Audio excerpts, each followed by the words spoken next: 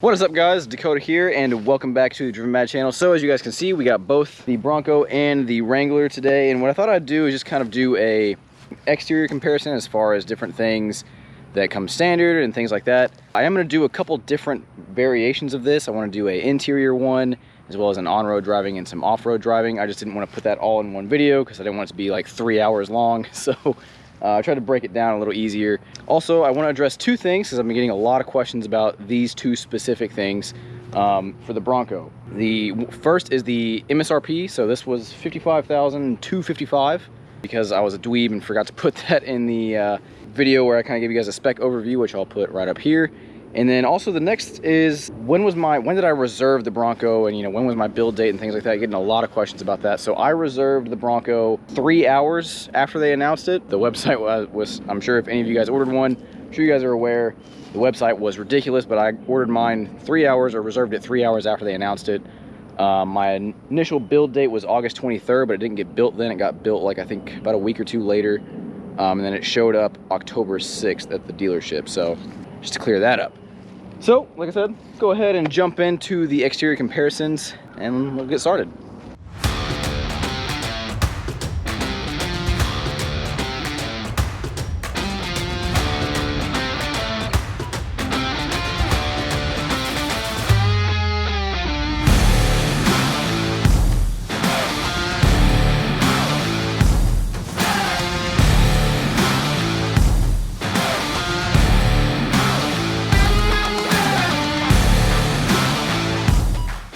Okay, so first thing I thought we'd talk about is just kind of the overall length between the two.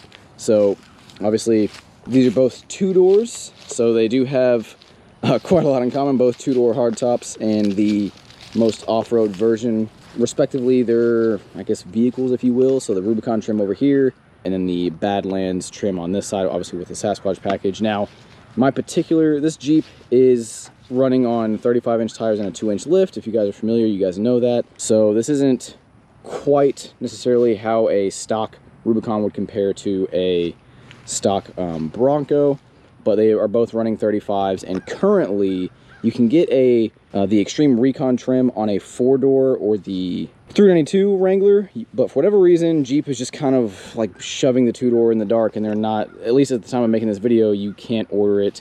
Which is kind of annoying. Just a little sidetrack. Like, Jeep is basically not doing anything cool with the 2-door.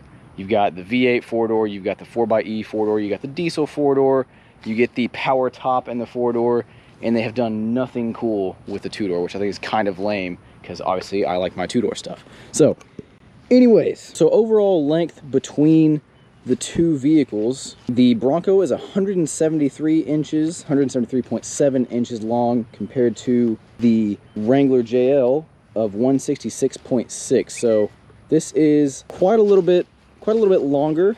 As you guys can tell here, I tried to park them as best as I could. So it is a little bit longer there, if you guys can see that.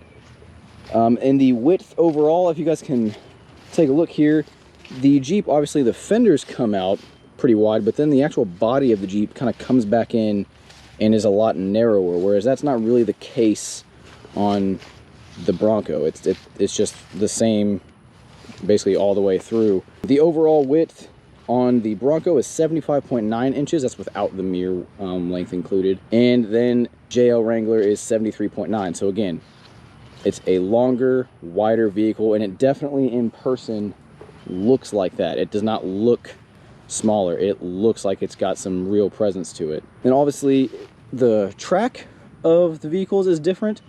The track on this is for the base spec, is 65 inches, whereas for the Wrangler it's 64.4. So a little bit wider track on the Bronco compared to the slightly narrower track on the Wrangler. So next thing that's kind of important is curb weight. Obviously the Bronco is bigger. It's a bigger vehicle in basically every dimension. This particular vehicle, from what I can find, a automatic V6 Sasquatch Badlands, about 4,700 pounds, whereas the 2-door V6 Wrangler with a manual, which is what this is about 4,200 pounds, give or take. So about a 500-pound difference between the two, which is not a small amount. That's a pretty large amount of weight difference between the two. But the Bronco also has a larger engine, which we'll get into. Engine options, and one thing to point out is obviously on the Jeep, you've got the hood clips that you got to pop and then the hood opens up, whereas on this it's more traditional. You just pop a lever inside, then the hood pops up, but they both use hood props. This one is not gas assisted or anything like that. And then the next thing to talk about is powertrains. Now, the direct comparison here is what I have, which is the twin turbo V6 versus the 3.6 liter V6 in the Wrangler. And obviously the the Bronco makes way more power. It's hands down the more powerful engine because of the turbo. So it makes, I think, 330 horsepower with premium gas compared to the 285, I want to say, or 265 on the 3.6. And then obviously this makes about 415 pound-feet of torque compared to about 200 and, I want to say it's 269. I'll put it up on the screen here. But obviously this has a much more powerful engine compared to the V6 in the two-door. And in the two-door Wrangler, you can only get, at the moment, 2 engine options, the 3.6 or the 2-liter turbocharged 4-cylinder. So the next thing that I kind of want to go over is the approach angle, the breakover angle, and the departure angle of these. So again, from the factory, a two-door Wrangler, you can currently only get Rubicon trim with 33-inch KO2s.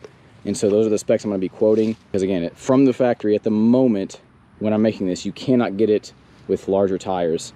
And then I'm going to be quoting this exact spec Bronco breakover and approach and departure angles. So for the Bronco, with the Sasquatch package with 35s, you get a approach angle of 43.2 compared to the Jeep's 41.4. Now again, my particular Wrangler is actually higher than that, so disregard that.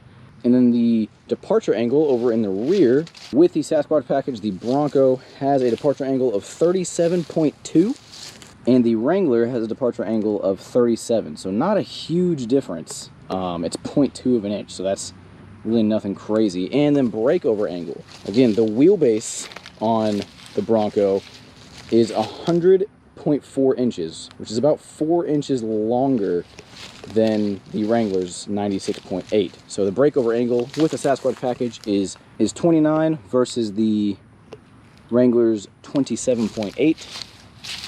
Even though this is a bigger vehicle, it actually has, according to Ford and what Jeep says, a smaller gas tank. This is a 16.9 gallon fuel tank versus the Wrangler's 17.5.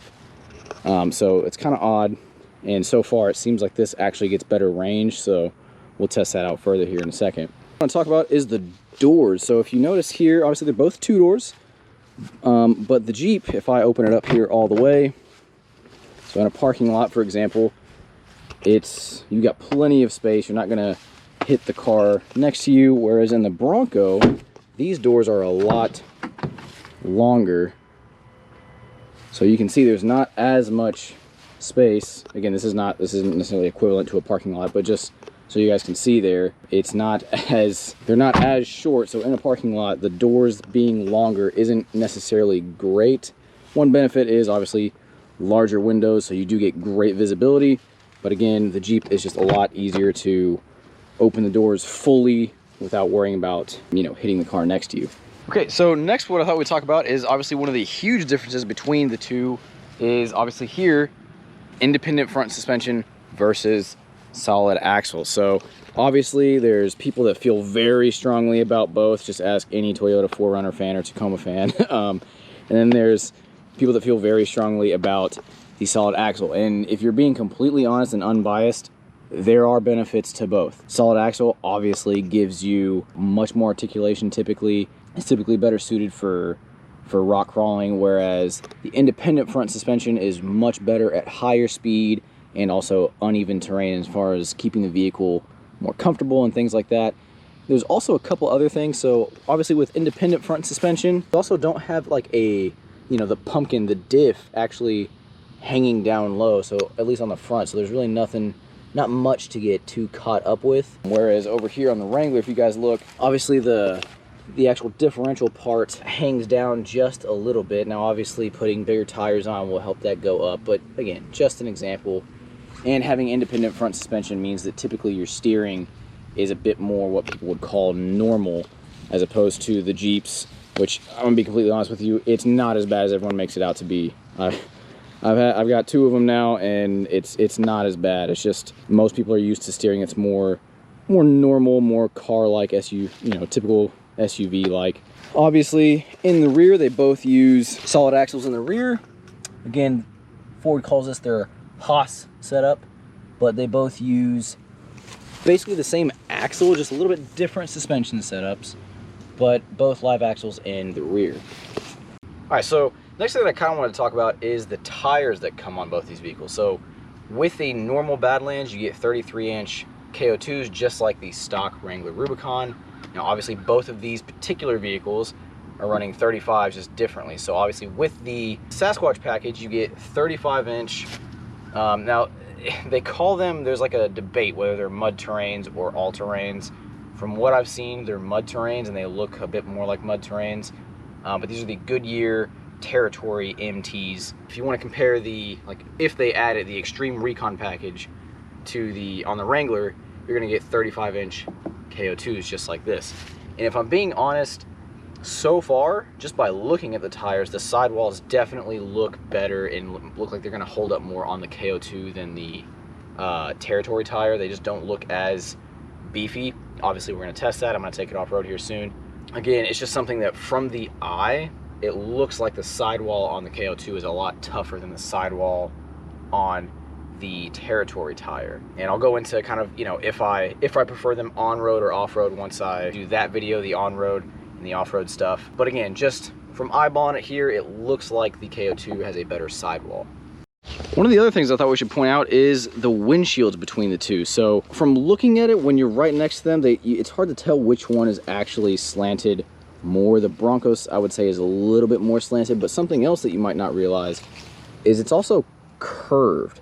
It's not a completely flat piece of glass. It curves a little bit. On the Wrangler, it is just a straight flat piece of glass. And also, obviously, on the Wrangler, can't speak, the windshield can fold down. The windshield does not fold down on the Bronco. It is a fixed windshield, so that is another difference here. And then obviously, if we look, the mirrors are attached here, not to the doors, whereas on the Wrangler, obviously, they're attached to the doors. So when you take the doors off, the mirrors come off on the Wrangler, whereas they stay on with the Bronco. All right, so the next thing that I want to talk about, which I thought was really interesting when I actually got to see the Bronco in person, is the difference in the tailgate or swing gate for the spare tire. So take a look at the Bronco here. So I'm gonna open this up, and it is massive, like in terms of its height. It's very tall. So like my arm is kind of up here. I'm not a huge dude, I'm about 5'8", 5'9", but it's huge. I mean, it's massive compared to the Wrangler, which if we come over here and open this guy up, look at that, it is way smaller. So it's just kind of weird to point out. I don't know if there was a reason for doing that, if there was a reason for making that so much bigger, if maybe it adds strength or something, I don't know. But I just thought I would point that out, that that one is almost double the size of the tailgate here. So that's kind of interesting. All right, then one of the last things I want to point out here is that on the Bronco, you see, even on the steel bumper, you get parking sensors, which on the Wrangler JL you do not. But even if you go to the full-on $80,000 392 like I have, you still don't get front parking sensors. You get a front camera and rear parking sensors, but in the Bronco you do get parking sensors and the front and the rear. And then they both, when you get the steel bumper, they're both modular. Now, one thing I think is interesting on the Bronco is that this piece from here to here comes off, but not from here to here. So if you remove this, you still have this right here, right underneath it, whereas obviously on the Jeep, you can completely remove the end caps and get to where it's just straight tire all the way up to the fender. So that is another difference there with the steel bumpers. All right, guys, so that's kind of an overview of just the exterior differences as far as size and dimensions and things like that, compared to the two-door Bronco, again, a Badlands Sasquatch, and then the two-door JL, obviously this particular one, if you guys are familiar with the channel, has 35-inch tires and a 2-inch lift. You know, just to give you an idea of the overall size differences and things like that. Again, I will be doing an interior type of video like this, as well as a on-road driving comparison and some off-road driving comparisons. So anyways, guys, if you do have questions about the Bronco or differences between the two, please feel free to leave a comment down below or something you want to see on it, and I'll do my best to either answer it or show it in the next video. Anyways, guys, I hope you enjoyed. If you did, give it a like and subscribe for more videos to come on both of these, as well as the 392. And I will see you guys in the next one. Take care.